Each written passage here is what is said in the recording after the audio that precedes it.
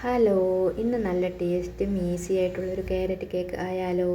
വളരെ കുറച്ച് ചേരുവകൾ മാത്രം ഉപയോഗിച്ചാണ് ഈ കേക്ക് ഉണ്ടാക്കുന്നത്. എല്ലാവരും ഒന്ന് ട്രൈ ചെയ്ത് നോക്കണേ. വളരെ എളുപ്പത്തിൽ ഉണ്ടാക്കാൻ പറ്റുന്ന ഒരു കേക്കാണിത്. ഈ കേക്ക് നമുക്കുണ്ടാക്കിയെടുക്കാൻ ആവശ്യമായ സാധനങ്ങൾ: ക്യാരറ്റിൻ്റെ കൂടെ റേഷൻ കടയിലെ ചോറ് വെക്കുന്ന അരി കൂടെ ഉപയോഗിച്ചാണ് ഈ കേക്ക് തയ്യാറാക്കുന്നത്.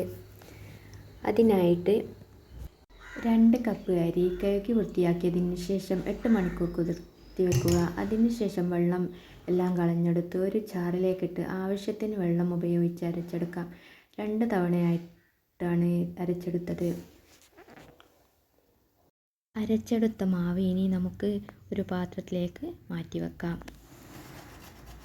പിന്നീട് അതിലേക്ക് 3 ക്യാരറ്റാണ് എടുത്തിട്ടുള്ളത്. ക്യാരറ്റ് നമുക്ക് ഗ്രേറ്റ് ചെയ്തെടുക്കാം. ഗ്രേറ്റ് ചെയ്തെടുത്ത ക്യാരറ്റ് നമുക്ക് മാറ്റി വെക്കാം. നമുക്ക് അതിലേക്ക് 2 കപ്പ് തേങ്ങ ചിരവിയതും ആവശ്യമുണ്ട്. മധുരത്തിനാവശ്യമായ ശർക്കരപ്പാനി തയ്യാറാക്കാൻ 5 അച്ച് ശർക്കരയാണ് എടുത്തിട്ടുള്ളത്. 1/4 കപ്പ് വെള്ളമൊഴിച്ചാണ് ശർക്കരപ്പാനി തയ്യാറാക്കിയെടുത്തത്. ശർക്കരയെല്ലാം അലിഞ്ഞ് ശർക്കരപ്പാനി തയ്യാറായി വന്നതിന് ശേഷം നമുക്ക് ഗ്യാസ് ഓഫ് ചെയ്യാം. പിന്നീട് നമുക്ക് വേറൊരു പാൻ അടുപ്പിൽ വെച്ച് തേങ്ങ ചിരവിയതും ക്യാരറ്റ് ഗ്രേറ്റ് ചെയ്തതും ചൂടാക്കിയെടുക്കാം.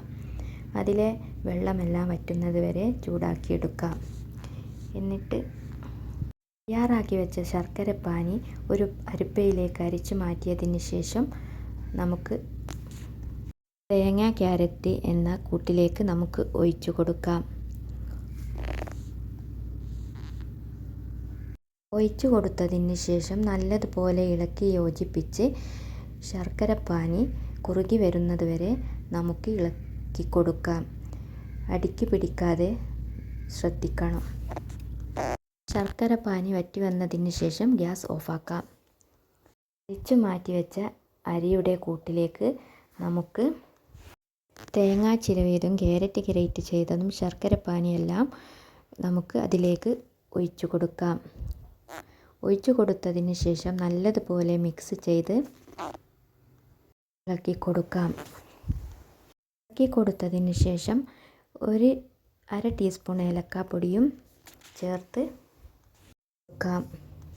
അതിൻ്റെ കൂടെ 1 ടീസ്പൂൺ ചെറിയ ജീരകം പൊടിച്ചതും ഇട്ട് കൊടുക്കാം. എന്നിട്ട് നല്ലതുപോലെ മിക്സ് ചെയ്യാം. മധുരം ബാലൻസ് ചെയ്യാൻ കുറച്ച് ഉപ്പ് കൂടി ഇട്ട് കൊടുക്കണം. എല്ലാം കൂടി ഇട്ട് കൊടുത്തതിന് ശേഷം ഒന്നുകൂടി മിക്സ് ചെയ്ത് റെഡിയാക്കിയെടുക്കാം. എടുത്ത മാവ് വേറൊരു പാൻ അടുപ്പിൽ വെച്ച് 1 ടീസ്പൂൺ നെയ്യ് ഒഴിച്ച് നെയ്യ് ചൂടായി വന്നതിന് ശേഷം നമുക്ക് പാത്രത്തിൻ്റെ എല്ലാ ഭാഗത്തേക്കും നെയ്യൊന്ന് ചുറ്റിച്ചു കൊടുക്കാം. ചുറ്റിച്ചു കൊടുത്തതിന് ശേഷം തയ്യാറാക്കി വെച്ച മാവ് പാനിലേക്ക് ഒഴിച്ചു കൊടുക്കാം. എന്നിട്ട് മൂടി വെച്ച് ഒരു 30 മിനിറ്റ് കുക്ക് ചെയ്തെടുക്കാം. 30 മിനിറ്റ് കഴിഞ്ഞതിന് ശേഷം നമുക്ക് തുറന്ന് നോക്കാം. 30 മിനിറ്റ് കഴിഞ്ഞ് ഞാൻ തുറന്ന് നോക്കിയപ്പോൾ കുറച്ചുകൂടി വേവാനുണ്ടായിരുന്നു. ഒരു 5 മിനിറ്റ് കൂടി ഞാൻ അവിടെ തന്നെ വെച്ചതിന് ശേഷമാണ് കുക്കായി കിട്ടിയത്. കുക്കായി കിട്ടിയ അപ്പം നമുക്ക് വേറൊരു പാത്രത്തിലേക്ക് മാറ്റിയെടുക്കാം. നല്ല ടേസ്റ്റിയും എളുപ്പത്തിൽ ഉണ്ടാക്കാൻ പറ്റിയൊരു റെസിപ്പിയാണിത്. എല്ലാവരും ഒന്ന് ട്രൈ ചെയ്ത് നോക്കണേ.